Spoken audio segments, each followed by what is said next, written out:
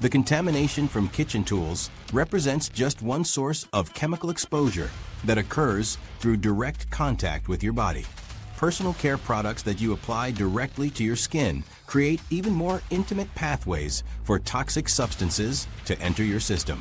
Your deodorant's aluminum is accumulating in your brain. That aluminum-based antiperspirant you apply every morning is slowly depositing metal particles in your brain tissue that accumulate over decades of daily use. The aluminum salts that stop you from sweating don't just sit on your skin surface, waiting to be washed off. They penetrate deep into your body through hair follicles and sweat ducts, creating a direct pathway into your bloodstream that bypasses your skin's natural protective barriers. Once these aluminum particles enter your circulatory system, they travel throughout your body and cross the blood-brain barrier, where they accumulate in brain tissue at measurable concentrations that increase with each year of use. The penetration mechanism works because aluminum salts are specifically designed to dissolve in the moisture present in your sweat ducts. Aluminum chloride and aluminum zirconium compounds react with the water in your perspiration to form gel-like plugs that block sweat from reaching the skin surface. During this chemical reaction, dissolved aluminum ions migrate deeper into the surrounding tissue, where they encounter hair follicles and sebaceous glands. These structures provide direct channels through the skin barrier that allow aluminum to reach the deeper layers of tissue and enter the lymphatic system. The lymphatic vessels then transport the aluminum particles throughout your body, including to organs like the brain, where they can accumulate over time. Recent 2025 research has established disturbing connections between long-term aluminum exposure and accelerated cognitive decline in older adults.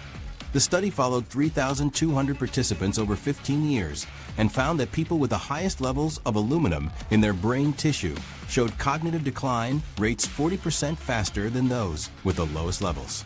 The aluminum appears to interfere with normal brain cell function by disrupting the electrical signaling between neurons and promoting the formation of protein tangles associated with neurodegenerative diseases.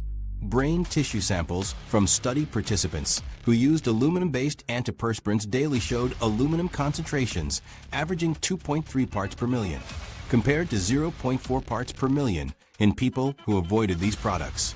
The timing of your grooming routine dramatically affects how much aluminum your body absorbs from antiperspirant applications.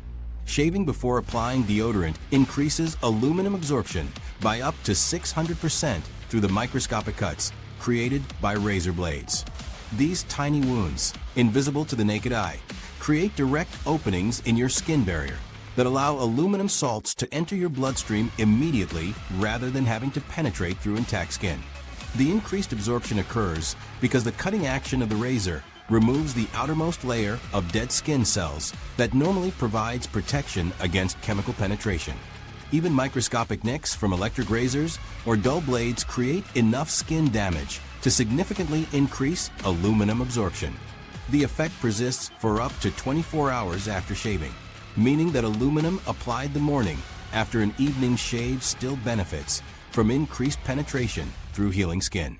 People who shave immediately before applying antiperspirant show blood aluminum levels that are nearly 6 times higher than those who wait at least 12 hours between shaving and application. Aluminum particles persist in lymph nodes near antiperspirant application sites for months or years after they're absorbed, potentially interfering with normal immune system function. The lymph nodes in your armpits serve as filtering stations that trap foreign particles and present them to immune cells for analysis. When aluminum particles accumulate in these nodes, they can trigger chronic inflammatory responses that exhaust immune cells and reduce their effectiveness against genuine threats like bacteria and viruses. Biopsies of underarm lymph nodes from regular antiperspirant users show aluminum concentrations up to 200 times higher than lymph nodes from other parts of the body.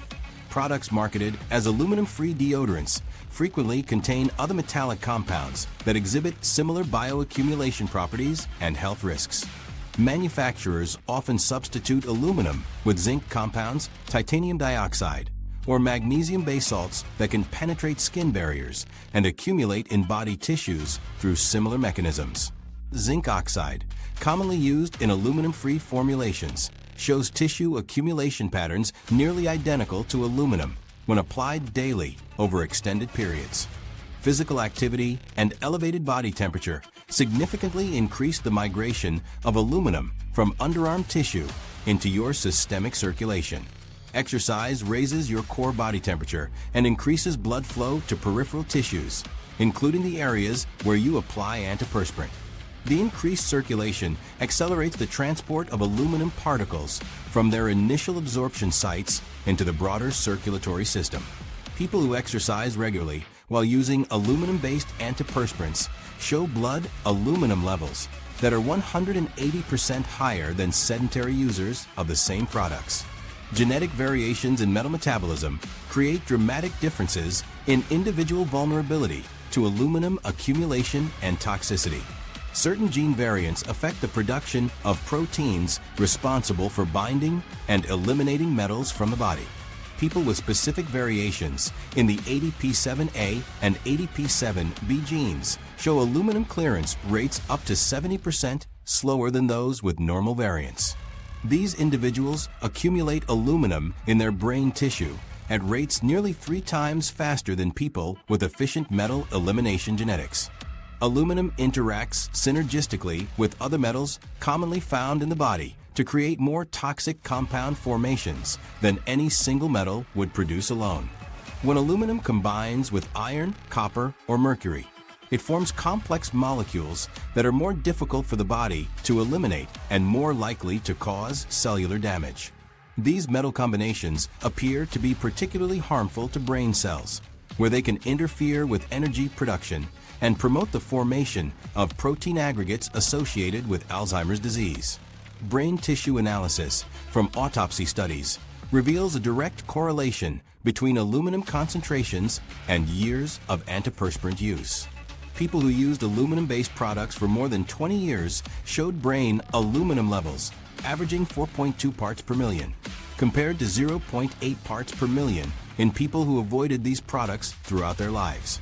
The correlation remains strong even after accounting for other sources of aluminum exposure like cookware, food additives, and environmental contamination. The evidence from these studies raises fundamental questions about how we evaluate the safety of products we use daily for decades. The current approach to product safety testing focuses on acute effects rather than the long-term consequences of repeated exposure to low levels of potentially harmful substances. Making informed decisions about your daily chemical exposure requires understanding that regulatory oversight consistently lags behind emerging scientific evidence. The FDA's last comprehensive review of many common household chemicals occurred decades ago, long before modern testing could detect hormonal disruption and bioaccumulation patterns. Meanwhile, the cumulative effect of multiple low-level exposures creates health risks that exceed any single product's individual danger profile. Your daily routine exposes you to hundreds of chemicals that interact in ways researchers are only beginning to understand. The evidence presented here represents current scientific findings, not marketing claims or regulatory approvals that may be based on outdated safety standards. Start by auditing your home systematically, reading ingredient lists carefully, and questioning products that promise convenience without considering potential long-term costs to your health.